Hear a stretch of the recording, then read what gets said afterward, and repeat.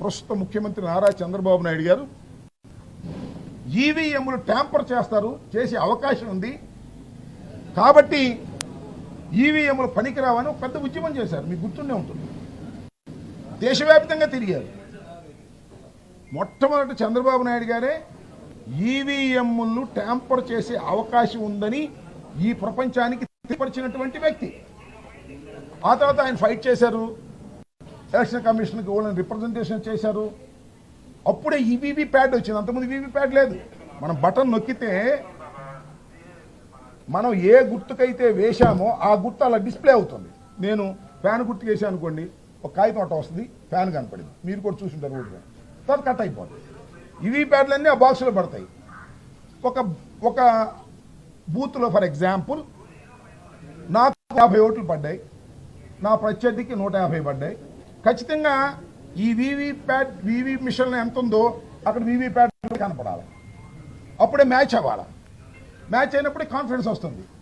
అదే విషయాన్ని ఒంగోలు అడిగితే మేము మాక్ పోలింగ్ పెడతా ఉన్నారు. కోర్టులో ఉందనుకుంటే దట్ ఇస్ డిఫరెంట్ మ్యాటర్. కోర్టు డెసిషన్ వచ్చిన తర్వాత దాని మీద మా పార్టీ నిర్ణయం తీసుకుంటుంది.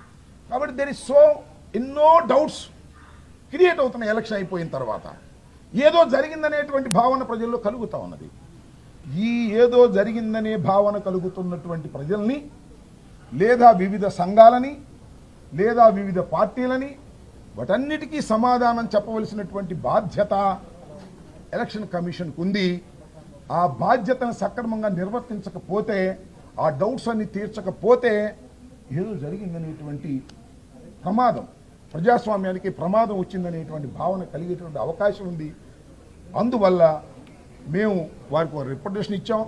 వీటన్నిటి మీద ఫామ్ 20 ఎందుకు ఇంతవరకు ప్రకటించలేదు? ఎప్పుడైనా మీరు చూడండి, ఎన్నో ఎన్నికలు జరిగాయి భారతదేశం.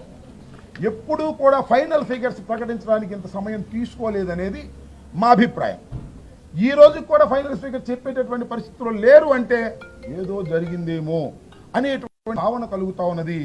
ఇలాంటి అనుమానాలను నివృత్తి చేయవలసినటువంటి బాధ్యత ఎన్నికల కమిషన్కు ఉంది. కాబట్టి రిటర్న్గా వైఎస్ఆర్ కాంగ్రెస్ పార్టీ తరపున మేము ఈ రిప్రజెంటేషన్ వారికి ఎన్నికల కమిషన్ వారికి ఇవ్వటం జరిగింది. త్వరలోనే వీటన్నిటినీ కూడా నివృత్తి చేస్తారనేటువంటి భావన మాకున్నదని మేము అనుకుంటున్నాం.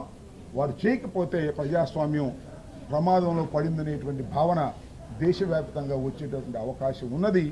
దాన్ని నివృత్తి చేయవలసిందిగా వారిని కోరటం జరిగింది. అదే విషయాలని మీకు కూడా, మీ ద్వారా ప్రజలకు కూడా చెప్పేటటువంటి ప్రయత్నం చేస్తున్నాం. ఇంకొక విషయాన్ని కూడా చెప్పాలి. విజయనగరం జిల్లా ఏ కాన్స్టిట్యున్సీ? గజపతి నగరం కాన్స్టిట్యున్సీలో నా ఈవీఎంలు తీయటానికి చాలా చిత్రం.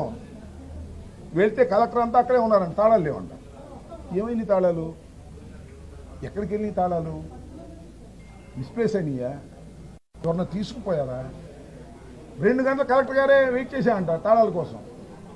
చివరికి తాళం పగలగొట్టాలని ప్రయత్నం చేశారంట. మా అభ్యర్థి ఒప్పుకొని పగలగొట్టడం ఏంటంటే తాళం మీ దగ్గర ఉండాలి కదా, తీయమన్నారు. చివరికి నకిలీ తాళం తీసుకొచ్చి తీశారో మరి ఆ తాళం దొరికిందో నాకు అర్థం కాదు. అంటే ఎక్కడైతే ఈవీఎంలు భద్రపరిచారో అక్కడ తాళాలు లేవు అధికారుల దగ్గర. ఎక్కడున్నాయి? డౌట్. మిస్ప్లేస్ అయిందా? లేకపోతే నా ఓటు ఎత్తుకుపోయాడా? What is this? దీనికి సమాధానం చెప్పాల్సింది ఎవరు? Election commission.